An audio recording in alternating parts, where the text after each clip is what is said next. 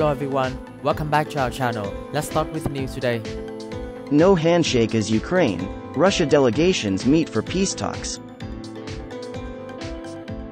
Lviv, Istanbul, March 29. Reuters, air raid sirens sounded across Ukraine before dawn on Tuesday as Ukrainian and Russian negotiators met in Turkey for the first face-to-face talks in nearly 3 weeks, with Kyiv seeking a ceasefire without compromising on territory or sovereignty. Turkish President Tayyip Erdoğan welcomed delegations from both sides, saying that stopping this tragedy was up to them.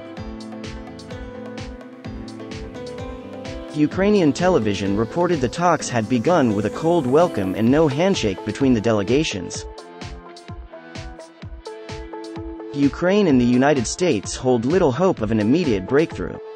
But the resumption of face-to-face talks is an important first step towards a ceasefire in a Russian invasion that has stalled on most fronts but inflicting horrible suffering on civilians trapped in besieged cities. More than a month into the war, the biggest attack on a European nation since World War II, more than 3.8 million people have fled abroad, thousands have been killed and injured, and Russia's economy has been pummeled by sanctions. In the besieged southern port city of Mariupol, nearly 5,000 people have been killed, including about 210 children, according to figures from the mayor. Such figures cannot be verified. Survivors have told harrowing tales of people dying from lack of medical treatment, bodies being buried wherever space could be found, and women giving birth in basements.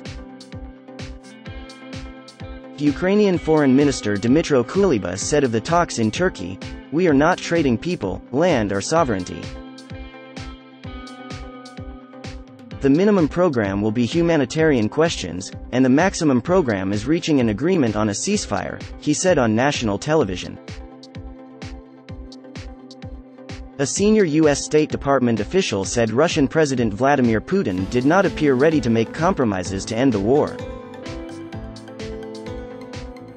Kremlin spokesperson Dmitry Peskov said talks so far had not yielded any substantial progress, but it was important they continued in person.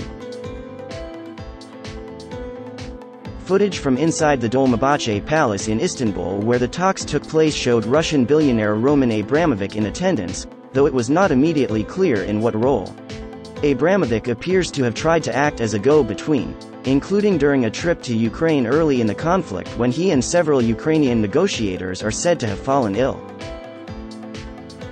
Countrywide air raid sirens across Ukraine were the latest sign of Russia's increasing reliance on long-range strikes, hitting targets far from front lines to try to cripple Ukrainian supply lines.